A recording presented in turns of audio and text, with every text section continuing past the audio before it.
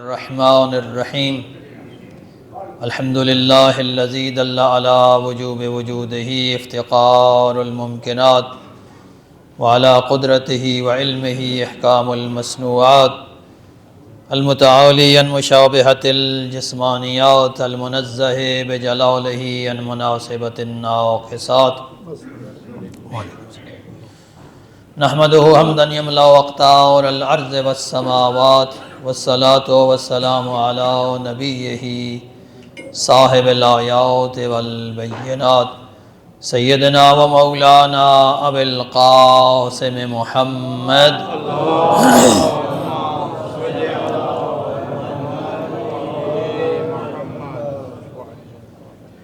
وعلی آلہ الہادین من الشبہ والضلالات الذین اذھب اللہ عنہم الرجس وطہرہم تطہیرا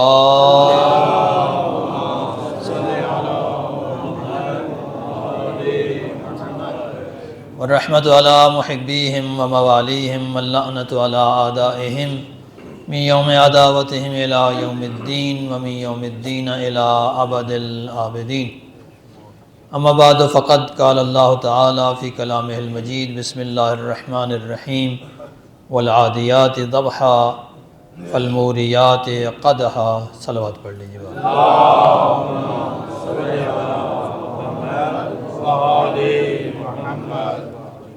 خدائے کریم تمام مومنین کی عبادات و اطاعت کو اپنی بارگاہ میں شرف قبولیت عطا فرمائے۔ ماہ مبارک رمضان کا دوسرا عشرہ اختتام پذیر ہو رہا ہے۔ دوسری طرف یہ ایام شہادت امیر المومنین علی ابن ابی طالب علیہ السلام کے ایام بھی ہیں۔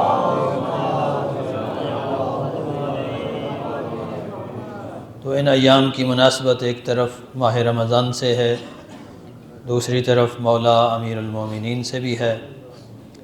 ماہ رمضان وہ مہینہ ہے کہ جس میں قرآن مجید کو نازل کیا گیا۔ شہر رمضان الذی انزل فیہ القرآن، رمضان ہی وہ مہینہ ہے کہ جس میں قرآن مجید کو نازل کیا گیا۔ اب یہ کہ قرآن مجید کا نازل ہونے سے کیا مراد ہے؟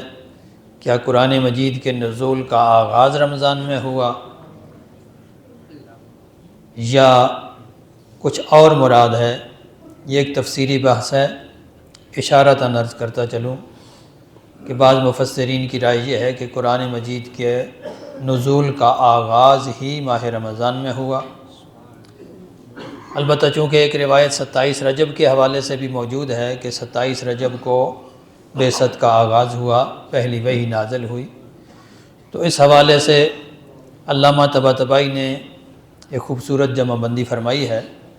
انہوں نے فرمایا کہ یہاں قرآن مجید کے نزول سے مراد حقیقت قرآن کا نازل ہونا ہے، کہ حقیقت قرآن ایک مرتبہ پوری کی پوری قلب پیغمبر پر نازل ہوئی اور یہ ماہ مبارک رمضان میں ہوا۔ اس لیے کہا گیا کہ شہر رمضان الذی انزل فیہ القرآن، رمضان ہی وہ مہینہ ہے جس میں قرآن مجید نازل ہوا۔ بہرحال جو بھی ذہن میں رکھا جائے، چاہے آغاز مراد لی جائے، چاہے حقیقت قرآن کے نزول دفعی کی بات کی جائے، قرآن کو رمضان کے ساتھ بڑی گہری مناسبت ہے۔ احادیث و روایات میں ملتا ہے کہ لکل شیء ربیع و ربیع القرآن رمضان، ہر چیز کے اوپر بہار آتی ہے اور قرآن کے اوپر بہار آتی ہے رمضان میں، یعنی رمضان قرآن کے لیے بہار کا مہینہ ہے۔ اس ماہ مبارک میں جہاں روزہ دار کا صرف روزہ رکھ لینا اور حرام کاموں سے بچ جانا ہی عبادت ہے، وہیں قرآن مجید کی تلاوت اس ماہ مبارک میں کئی گنا ثواب رکھتی ہے۔ لہٰذا اس ماہ مبارک کو قرآن کے ساتھ بڑی گہری مناسبت ہے کہ ایک طرف رمضان ہے اور دوسری طرف قرآن ہے۔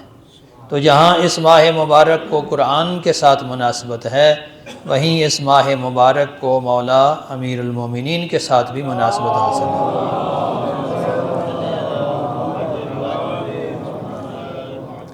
اس ماہ مبارک بالخصوص یہ ایام امیر المومنین کے ساتھ بھی مناسبت رکھتے ہیں، اور صرف رمضان کے ساتھ ہی نہیں بلکہ قرآن کے ساتھ بھی امیر المومنین کو مناسبت حاصل ہے۔ اس قدر تو مناسبت ہے کہ ادھر امیر المومنین کوئی عمل انجام دیتے ہیں، ادھر قرآن مجید کی آیات نازل ہو جاتی ہیں۔ اگر ہجرت کی شب امیر المومنین بستر رسول پہ آرام فرماتے ہیں تو وَمَن یشری نفسہ ابتغاء مرضات اللہ کی آیت نازل ہو جاتی ہے، اور بتایا جاتا ہے کہ اللہ کی مرضیوں کا خریدار علی ابن ابی طالب ہے۔ اگر امیر المؤمنین حالت رکوع میں زکوٰۃ دیتے ہیں تو قرآن کی آیت آتی ہے انما ولیکم اللہ ورسولہ والذین آمنوا الذین یقیمون الصلاۃ ویؤتون الزکاۃ وہم راکعون، کہ اے لوگو تمہارا ولی اللہ ہے اور اس کا رسول ہے، اور وہ اہل ایمان ہیں جو نماز بھی قائم کرتے ہیں اور زکوٰۃ بھی دیتے ہیں در حالی کہ وہ حالت رکوع میں ہوتے ہیں۔ اس قدر تو پسند ہے امیر المومنین کی ادائیں قرآن کو کہ جب امیر المومنین اپنے خانوادے کے ساتھ مل کے 3 دن تک روزہ رکھتے ہیں اور اپنی افطاری کا سامان یتیم و مسکین و اسیر کے حوالے کر دیتے ہیں، تو قرآن فرماتا ہے وَيُطْعِمُونَ الطَّعَامَ عَلَىٰ حُبِّهِ مِسْكِينًا وَيَتِيمًا وَأَسِيرًا، کہ یہ وہ لوگ ہیں جو اللہ کی محبت میں یتیم و مسکین و اسیر کو کھانا کھلاتے ہیں۔ گویا قرآن کی یہ آیت اس خانوادے کی محبت الہی پر مہر ثبت کر رہی ہے۔ لوگ اللہ کی محبت کے دعوے دار ہوتے ہیں، بہت سے لوگ ہیں دنیا میں جو کہتے ہیں کہ ہمیں اللہ سے عشق ہے، اللہ کے رسول سے عشق ہے۔ عشق کا دعویٰ کرنا تو آسان ہے، لیکن وہ ہستیاں کہ جن کی محبت اور عشق پر قرآن مہر لگا دے وہ علی اور اس کا خاندان ہے صرف۔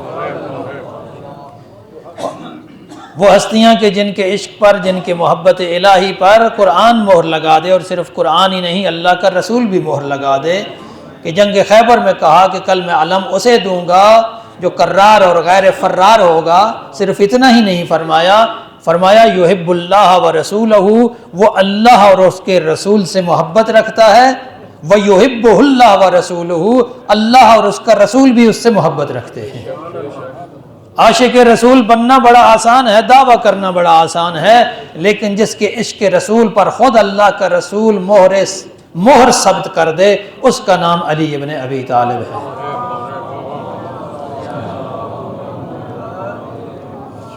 تو قرآن کے ساتھ علی ابن ابی طالب کو یہ مناسبت حاصل ہے کہ ادھر علی ابن ابی طالب عمل انجام دیتے ہیں، ادھر قرآن مجید کی آیات نازل ہوتی ہیں۔ تفسیر مجمع البیان میں سورہ عادیات کی تفسیر میں مذکور ہے، وہ آیات جو میں نے ابتدا میں پڑھی ہیں والعادیات ضبحا، کہ پیغمبر اکرم کو خبر ملی کہ مقام یابس میں ایک لشکر جمع ہے ہزاروں کا، اور بڑا مسلح لشکر ہے، مدینے پر حملے کا ارادہ رکھتا ہے، اور انہیں یہ ہدف دیا گیا ہے کہ جا کر یا اللہ کے رسول کا سر لے کر آئیں یا نعوذ باللہ علی ابن ابی طالب کا سر لے کر آئیں۔ امیر المومنین کو یہ کیا ہے وہ مہم سونپی پیغمبر اکرم نے کہ جاؤ جا کے اس لشکر کو سبق سکھا کے آؤ۔ علی ابن ابی طالب نے مہاجرین و انصار کی ایک لشکر کو ساتھ لیا اور تیزی سے دوڑتے ہوئے راتوں رات اس لشکر کے مقابلے پر پہنچ گئے۔ اتنی تیزی سے گئے ہیں کہ قرآن مجید نے ان کی اس تیز دوڑنے کی قسمیں کھا کے کہا والعادیات ضبحا، قسم ہے ان گھوڑوں کی جو ہانپتے ہوئے دوڑتے ہیں۔ عادیات کہتے ہیں جب گھوڑا دوڑتے ہوئے تیز دوڑتا ہے نا تو اسے تیزی سے سانس لینی پڑتی ہے، جس کو کیا کہتے ہیں ہم ہانپنا۔ تو والعادیات ضبحا، قسم ہے ان گھوڑوں کی جو ہانپتے ہوئے دوڑتے ہیں۔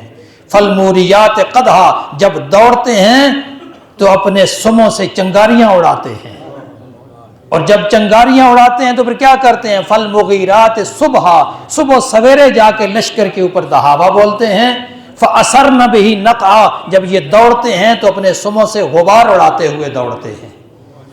کیا بات ہے اس لشکر کی، اور کیا بات ہے اس لشکر کے کماندار کی کہ جس کی قسم اللہ کا قرآن کھا رہا ہے۔ والعادیات ضبحا موریات قدحا فالمغیرات صبحا، پھر فرمایا کہ یہ صبح سویرے جا کے دعویٰ بول دیتے ہیں۔ علی ابن ابی طالب نے ابھی روشنی نہیں ہوئی تھی، اس لشکر کے اوپر دعویٰ بولا، پہلے جا کے انہیں اسلام کی دعوت دی۔ اسلام کی دعوت جب انہیں قبول نہ کی تو انہیں کہا کہ جنگ کے لیے تیار ہو جاؤ، اور اس وقت ابھی صبح نہیں ہوئی تھی کہ امیر المؤمنین نے اپنی قلیل تعداد کے لشکر کے ساتھ اس طریقے سے حملہ کیا کہ اس لشکر کو صرف پسپا ہی نہیں کیا بلکہ بہت بڑی تعداد میں ان کے لوگوں کو اسیر کر لیا۔ ان کے مال کو مال غنیمت بنا کے مدینے کی طرف لوٹ رہے تھے کہ صبح کی فجر کا وقت ہو گیا۔ پیغمبر اکرم تشریف لائے نماز فجر کے لیے، اور جب تشریف لائے تو نماز فجر میں اس سورہ کی تلاوت کی، والعادیات ضبحا والموریات قدحا۔ تو صحابہ حیران ہو گئے کہ یہ سورہ ہم نے پہلے تو کبھی سنی ہی نہیں تھی۔ ادھر نماز ختم ہوئی تو کچھ لوگوں نے کہا یا رسول اللہ، کیا یہ آیتیں یہ سورہ آج کی رات نازل ہوئی ہے؟ کیونکہ ہم نے تو یہ سورہ پہلے آپ کی زبان سے سنی نہیں ہے۔ فرمایا کہ ہاں بالکل یہ آج کی رات نازل ہوئی ہے، اور اس سورہ کی تفسیر میں تمہیں دکھاتا ہوں، میرے ساتھ چلو۔ اپنے ساتھیوں کو لے کر مدینے کے باہر آئے، کیا دیکھا کہ علی ابن ابی طالب اپنے لشکر کے ساتھ فتح مند ہو کے واپس آ رہے ہیں۔ فرمایا کہ دیکھو یہ ہے میرے بھائی علی ابن ابی طالب کہ جن کے اس عمل کی قسم قرآن مجید کھا رہا ہے۔ تو اس قرآن کے ساتھ علی ابن ابی طالب کو بڑی مناسبت حاصل ہے۔ یہ اس قدر مناسبت حاصل ہے کہ اللہ کے نبی کو یہ کہنا پڑا کہ علی مع القرآن والقرآن مع علی، علی قرآن کے ساتھ ہے اور قرآن علی کے ساتھ ہے۔ یہاں پہ آیت اللہ نظمہ وحید خراسانی نے کچھ بڑے لطیف اور باریک نکات ارشاد فرمائے ہیں۔ وہ فرماتے ہیں کہ اللہ کا حبیب عرب کا فصیح و بلیغ ترین انسان تھا، اور اس کی زبان سے ادا ہونے والے ایک ایک لفظ کا اور لفظ کی ادائیگی کے انداز کا بھی ایک خاص معنی ہوتا ہے۔ وہ کہتے ہیں کہ آپ دیکھیے کہ 2 مرتبہ بات ہوئی ہے، علی مع القرآن والقرآن مع علی۔ وہ ایک ہی دفعہ کہہ دیتے علی قرآن کے ساتھ ہے تو بات تو پہنچ جاتی نا، علی مع القرآن، پھر دوبارہ کہنے کی کیا ضرورت پڑی، والقرآن مع علی، اور قرآن بھی علی کے ساتھ ہے۔ پھر فرماتے ہیں کہ صرف یہ بات 2 بار تکرار نہیں کی بلکہ تکرار بھی اس انداز سے کی ہے کہ قرآن درمیان میں آ رہا ہے، اول بھی علی ہے اور آخر بھی علی ہے۔ علی مع القرآن والقرآن مع علی، یعنی تعبیر بدل دی، پہلے فرمایا علی مع القرآن، پھر فرمایا والقرآن مع علی، علی قرآن کے ساتھ ہے اور قرآن علی کے ساتھ ہے۔ وہ فرماتے ہیں کہ غور کریں اس باریک اور لطیف نقطے پر کہ اللہ کے حبیب نے قرآن کو درمیان میں کیوں رکھا ہے۔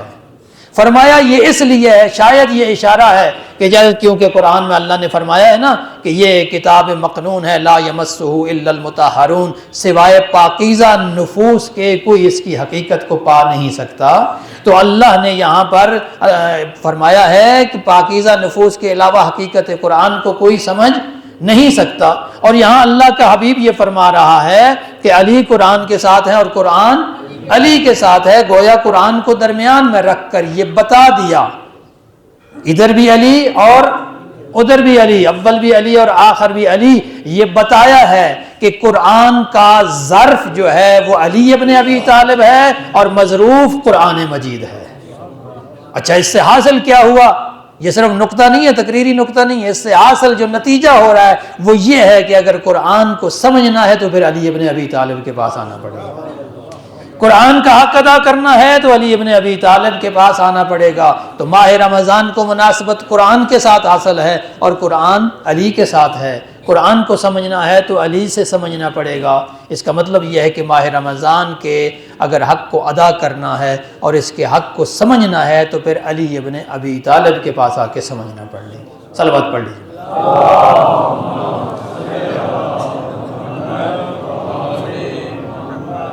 اور علی ابن ابی طالب نے اپنی زندگی میں قرآن مجید پر عمل کر کے دنیا کو دکھایا بھی ہے کہ قرآن مجید پر عمل کیسے کیا جاتا ہے۔ دنیا والے قرآن مجید کو صرف پڑھتے ہیں، الفاظ دہراتے ہیں، زبان سے ادا کرتے ہیں، لیکن علی ابن ابی طالب نے اس قرآن مجید پر اپنے عمل سے عمل کر کے دکھایا کہ قرآن مجید کا حق کیا ہے۔ اور آخر میں جب وصیت بھی فرمائی ہے نا، آخری وصیتوں میں بھی آپ نے قرآن مجید کی طرف لوگوں کو متوجہ کیا ہے۔ تو جب ہم اس نتیجے تک پہنچ گئے ہیں کہ رمضان کو قرآن کے ساتھ مناسبت حاصل ہے اور قرآن کو علی کے ساتھ مناسبت حاصل ہے، تو پھر کیوں نہ ہم علی ابن ابی طالب کی زبان سے کچھ کلمات سن لیں کہ جن سے ہمیں معرفت قرآن بھی حاصل ہو اور معرفت رمضان بھی حاصل ہو۔ صلوات پڑھ لیجیے بابا جی۔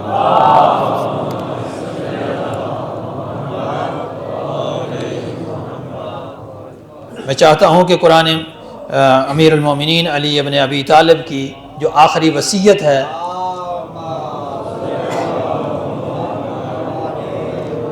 جو ضربت لگنے کے بعد آپ نے حسن اور حسین علیہم السلام کو مخاطب کر کے فرمائی تھی، ارشاد فرمائی تھی، اس وصیت کے کچھ الفاظ آپ کے سامنے پیش کرنا چاہتا ہوں کہ علی ابن ابی طالب آخری وقت میں بھی کس قسم کی باتیں ارشاد فرما رہے ہیں۔ علی کو دنیا سے جاتے ہوئے اپنے مال و دولت کی فکر نہیں ہے، علی کو دنیا سے جاتے ہوئے دنیا کی اور حکومت کی فکر نہیں ہے، اس لیے کہ علی نے تو کبھی مال و دولت اکٹھا ہی نہیں کیا۔ وہ دنیا سے جاتے ہوئے کیا فرماتے ہیں؟ فرماتے ہیں اوصیکما بتقوی اللہ، اے میرے دونوں بیٹو میں تمہیں تقوی الہی کی وصیت کرتا ہوں۔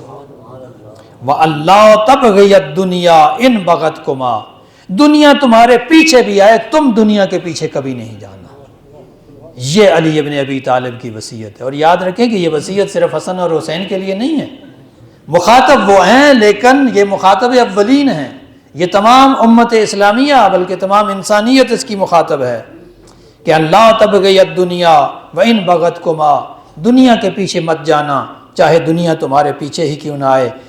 وَلَا تَأْسَفَ عَلَىٰ شَيْءٍ مِّنْهَا زُوِّيَ عَنْكُمَا، دنیا کی کوئی چیز اگر تم سے روک لی جائے یا دنیا کی کسی چیز سے تم محروم رہ جاؤ تو کبھی افسوس مت کرنا، کبھی تأسف مت کرنا کہ فلاں چیز جو ہے وہ مجھے نہیں ملی۔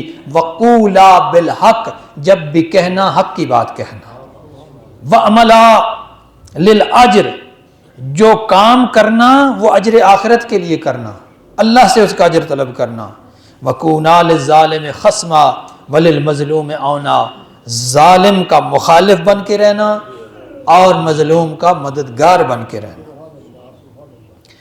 پھر فرمایا اوصیکما وجمیع ولدی واہلی ومن بلغہ کتابی، دیکھیں یہاں پہ آگے کھل کے بتا دیا کہ یہ وصیت صرف حسن اور حسین علیہم السلام کے لیے محدود نہیں ہے، فرمایا کہ میں تم دونوں کو اور اپنی تمام اولاد کو اور جس جس تک یہ میری بات پہنچ رہی ہے، ومن بلغہ کتابی، یہ میرا وصیت نامہ جس تک بھی پہنچے میں وصیت کرتا ہوں بتقوی اللہ و نظم امرکم، پہلے بھی تقوی کی بات کی، دوبارہ تقوی الہی کی بات کر رہے ہیں۔ یہ اس بات کی طرف اشارہ ہے کہ امیر المومنین تقوی الہی کو کتنی اہمیت دیتے ہیں۔ فرمایا کہ میں تمہیں تقوی کی وصیت کرتا ہوں اور نظم امر کی، اپنے امور کو منظم رکھنا، اپنے امور کو منتشر مت رکھنا۔ امت اسلامیہ کے لیے یہ خاص نصیحت ہو سکتی ہے، اس لیے کہ ہمارے اکثر امور جو ہیں، ہمارے چھوٹے چھوٹے معاملات گھروں سے لے کر حکومتوں تک سارے منتشر ہیں، ہمارے کاموں میں نظم و ضبط نہیں ہے۔ فرمایا نظم و ضبط پیدا کرو۔ وصلاح ذات بینکم، اگر دو افراد جھگڑ پڑتے ہیں تو ان کے درمیان صلح کی کوشش کرو۔ فإنی سمعت جدکما یقول صلاح ذات البین افضل من عامۃ الصلاۃ والصیام، میں نے تمہارے نانا رسول اللہ کو یہ فرماتے ہوئے سنا تھا کہ دو لوگوں کے درمیان صلح کروا دینا عام صلاۃ و سیام یعنی روزے اور نماز سے بھی افضل ہے۔ پھر فرمایا واللہ فی الایتام فلا تغبوا افواہہم ولا یزیئوا بحضرتکم، یتیموں کے بارے میں اللہ سے ڈرتے رہنا، ان کے کام و دہن کے لیے فاقہ کی نوبت نہ آئے، تمہاری موجودگی میں وہ تباہ و برباد نہ ہو جائیں۔ اللہ فی جیرانکم، اپنے ہمسایوں کا خیال رکھنا۔ فإنہم وصیۃ نبیکم، یہ تمہارے نبی کی وصیت ہے۔ ما زال یوصی بہم حتی ظننا انہم سیورثہم، امیر المومنین فرماتے ہیں کہ پیغمبر خدا نے اپنے پڑوسیوں کے بارے میں اتنی زیادہ وصیت کی، اتنی زیادہ تاکید کی کہ ہمیں یہ گمان ہونے لگا کہ کہیں پڑوسیوں کو ہماری میراث میں یہ حصہ دار نہ بنا دے۔ اب اتنی تاکید اسلام میں ہے، پیغمبر اکرم اتنی تاکید کر رہے ہیں، امیر المومنین اتنی تاکید کر رہے ہیں، اور آج ہماری صورتحال کیا ہے کہ پڑوسی کو پڑوسی کی خبر نہیں ہوتی، ہمسائے کو ہمسائے کی خبر نہیں ہوتی کہ وہ کس حال میں ہے، کس حال میں رہ رہا ہے۔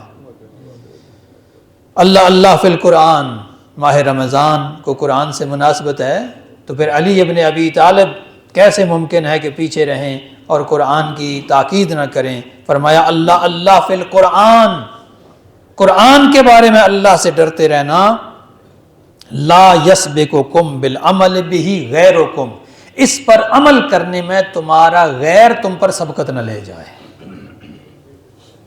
توجہ فرمائی ہے کہ امیر المومنین صرف یہ نہیں کہہ رہے کہ آپ قرآن کے الفاظ کو بہت زیادہ پڑھیں، بار بار دہراتے رہیں، اچھی بات ہے قرآن کے الفاظ کو پڑھنا، باعث اجر و ثواب ہے، لیکن حقیقی کام کیا ہے؟ قرآن پر عمل کرنا ہے۔ فرمایا کہ قرآن پر عمل کرنے میں دوسرے لوگ تم سے سبقت نہ لے جائیں۔ آج ہم دیکھتے ہیں کہ غیر مسلم ممالک میں انسانی حقوق کی جو اہمیت ہے، جس طریقے سے قرآن نے اہمیت دی ہے، اسلام نے اہمیت دی ہے، غیر مسلم ممالک میں ان کی زیادہ اہمیت ہے بنسبت ہمارے کے۔ ہم لوگ نماز اور روزہ کے پیچھے تو پڑے ہوئے ہیں، لیکن حقوق الناس کی طرف ہماری توجہ نہیں ہے، لوگوں کے حقوق کی ہمارے لیے اہمیت نہیں ہے، انسانی حقوق کی ہمارے لیے کوئی اہمیت نہیں ہے۔ ہم نے انسانی حقوق کو نظر انداز کر رکھا ہے، ہم یہ نہیں سمجھتے کہ انسان کی بھی کوئی اہمیت ہے، ہم سمجھتے ہیں کہ بس ہم نے نمازیں پڑھ لی ہیں، روزے رکھ لیے ہیں بہت زیادہ، ٹھیک ہے جی، بڑا اس ماہ رمضان میں ثواب کما لیا ہے۔ میں نے پہلے بھی عرض کیا تھا، دوبارہ عرض کرنا چاہوں گا، اس لیے کہ یہ وہ مسئلہ ہے کہ جو ہمیشہ ہمارے ساتھ پیش آتا رہتا ہے، اور وہ یہ کہ ادھر ماہ رمضان شروع ہوتا ہے اور ادھر اشیاء ضرورت پہلے سے زیادہ 3 گنا 4 گنا مہنگی ہو جاتی ہیں۔ اللہ اللہ، ہم کتنا قرآن پر عمل کر رہے ہیں، ہم کتنا ماہ رمضان کا حق ادا کر رہے ہیں۔ یاد رکھو اللہ کو تمہارے روزوں اور تمہاری نمازوں کی ضرورت نہیں ہے، وہ بے نیاز ہے، اسے ضرورت نہیں ہے۔ یہ نمازیں، یہ روزے تم نے اپنے لیے پڑھنی ہے، اگر اپنے لیے پڑھنی ہے تو پھر وہ کام بھی اپنے لیے کرو نا جس کی قرآن نے تاکید کی ہے۔ قرآن نے بار بار تاکید کی ہے کہ لوگوں کے حقوق کی رعایت کریں، اور امیر المومنین بھی اسی طرف ارشاد فرما رہے ہیں کہ قرآن پر عمل کرنے میں تمہارے غیر تم پر سبقت نہ لے جائیں۔ پھر ایسا کیوں ہوتا ہے کہ غیر ممالک میں بسا اوقات یہ پڑھنے میں آتا ہے کہ رمضان کے دنوں میں وہ لوگ اپنی مارکیٹ کے اندر اشیاء خرد و نوش سستی کر دیتے ہیں کہ یہ مسلمانوں کے لیے رمضان کا مہینہ ہے۔ تو ایسا کیوں ہے کہ مسلمان قیمتیں ڈبل کر دیتے ہیں، بڑھا دیتے ہیں، 3 گنا کر دیتے ہیں، 4 گنا کر دیتے ہیں، بھائی منافع کمائیں گے، پھر شام کو افطاری کروائیں گے، بلے بلے ہو جائے گی، واہ بھائی واہ بڑی افطاری کروائی ہے فلاں حاجی صاحب نے، فلاں چودھری صاحب نے، فلاں شاہ صاحب نے، فلاں، اپنا نام بنانے کے لیے یہ افطاریاں ہیں۔ اگر خلوص ہو تو خلوص وہ ہوتا ہے جو بغیر نمود و نمائش کے ہو، جس میں نمائش نہیں ہوتی، خلوص اس عمل میں ہوتا ہے۔ تو فرمایا کہ تمہارے غیر اس قرآن پر عمل کرنے میں تم سے سبقت نہ لے جائیں۔ اللہ اللہ فی الصلاۃ فإنها عمود دینکم، نماز کے بارے میں اپنے اللہ سے ڈرتے رہنا، اس لیے کہ تمہارے دین کا ستون یہی نماز ہے۔ اس نماز کو ضائع مت کرنا، اس نماز کی اہمیت کو سمجھنا۔ اللہ اللہ فی بیت ربکم لا تخلوہ ما بقیتم، اللہ کے گھر کے بارے میں بھی اللہ سے ڈرتے رہنا، اور جب تک تم زندہ ہو اس کو خالی نہ ہو جانا۔ افسوس آج مسجدیں ماہ رمضان کے علاوہ خالی پڑی رہتی ہیں۔ ماہ رمضان ایک مہینہ ہے جب مسجدیں آباد ہوتی ہیں، مسجدیں بھی اللہ کی بارگاہ میں یقیناً شکوہ کرتی ہوں گی کہ صرف مسلمانوں کو ماہ رمضان میں مساجد کی یاد آتی ہے، باقی دنوں میں کیوں یاد نہیں آتا۔ فرمایا اللہ اللہ فی الجہاد باموالکم وانفسکم والسنتکم فی سبیل اللہ، اللہ کے راستے میں اپنے مال سے، اپنی زبان سے اور اپنی جان کے ذریعے جہاد کرتے رہنا۔ علیکم بالتواصل والتبازل وایاکم والتدابر والتقاتو، فرمایا کہ ایک دوسرے سے میل جول رکھنا، ایک دوسرے کی اعانت کرنا، اور خبردار پیٹھ مت پھیرنا، یعنی ایک دوسرے کی مدد کے وقت پیچھے مت ہٹ جانا۔ لا تترکوا الامر بالمعروف والنہی عن المنکر، نیکی کا حکم دینے اور برائی سے منع کرنے سے کبھی ہاتھ نہ اٹھانا، ورنہ بد کردار تمہارے اوپر مسلط ہو جائیں گے۔ کیوں بد کردار حکمران ہمارے اوپر مسلط ہو جاتے ہیں؟ اس لیے کہ ہم نے امر بالمعروف اور نہی عن المنکر کا جو فریضہ ہے اس کو ترک کر دیا۔ اور اس فریضے کو یاد رکھنا ہے۔ فرمایا اے عبد المطلب کے بیٹو، ایسا نہ ہونے پائے کہ تم امیر المومنین قتل ہو گئے، امیر المومنین قتل ہو گئے، کہ نعرے لگاتے ہوئے مسلمانوں کے خون کے ہولی کھیلنا شروع کر دو۔ دیکھو میرے بدلے میں صرف میرا قاتل ہی قتل کیا جائے۔ کتنا خوبصورت ہے یہ پیغام۔ اس سے پہلے کیا رواج تھا؟ قبائلی قصاص کا رواج تھا کہ جس قبیلے کا بندہ مارا جاتا تھا اس قبیلے کے افراد دوسرے قبیلے کے اوپر حملہ کر دیتے تھے، چڑھ دوڑتے تھے، سب کے سب کو تحت کر دیا جاتا تھا، جو آگے آتا ہے اس کو قتل کر دیا جاتا تھا۔ تو امیر المومنین نے فرمایا کہ میرے قتل کے بدلے میں صرف میرے قاتل سے قصاص لینا، اور دیکھو جب میں اس ضرب سے شہید ہو جاؤں تو اس ایک ضرب کے بدلے میں اس شخص کو ایک ہی ضرب لگانا۔ کیا عدل ہے امیر المومنین کا ہے؟ ایک ضرب لگی ہے نا مجھے، تو بدلے میں اسے بھی ایک ہی ضرب لگانا۔ اگر وہ ایک ضرب سے چل بسے تو ٹھیک ہے، اگر نہ چل بسے تو بھی فرمایا کہ دوبارہ اسے ضرب مت لگانا۔ صلوات پڑھ لیجیے۔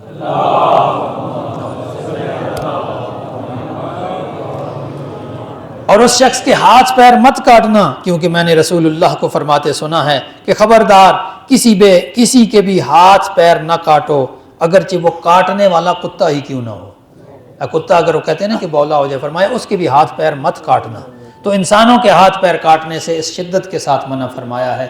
بس آخر میں صرف تذکر دیتا چلوں کہ چونکہ ماہ رمضان اپنے آخری ایام کی طرف جا رہا ہے، تو اس ماہ رمضان کے کچھ مالی فرائض بھی ہیں، اور ان میں سے اہم ترین کیا ہے وہ زکوٰۃ فطرہ ہے۔ ماہ رمضان کے بعد، اس کے اختتام کے بعد جو ہی شوال کا چاند نظر آتا ہے، تمام لوگوں پر، تمام انسانوں پر، تمام ان لوگوں پر جو کسی گھر کے سربراہ ہیں، اپنی اور اپنے اہل و عیال کا فطرہ دینا واجب ہو جاتا ہے۔ فطرہ ہر اس جنس سے 3 کلو دیا جاتا ہے جو جنس انسان کی معمول کی خوراک رہی ہو، اور اس سال کے دوران قیمتوں کے اتار چڑھاؤ کو دیکھتے ہوئے جو درمیانی قیمت طے کی گئی ہے وہ ہے 300 روپے۔ 300 روپے فی کس اس ماہ مبارک کا فدیہ ہے۔ اور اسی طرح جو وہ لوگ جو روزہ نہیں رکھ سکتے بیماری کی وجہ سے یا بڑھاپے کی وجہ سے، ان کا فدیہ ماہ رمضان کا 2400 روپے ہے، کم از کم۔ زیادہ کوئی دینا چاہے تو اس کی مرضی ہے، کم از کم 2400 روپے فدیہ ہے، اور زکوٰۃ فطرہ 300 روپے ہے۔ پروردگار عالم ہم سب کو عمل کرنے کی توفیق عطا فرمائے۔ والسلام علیکم ورحمۃ اللہ۔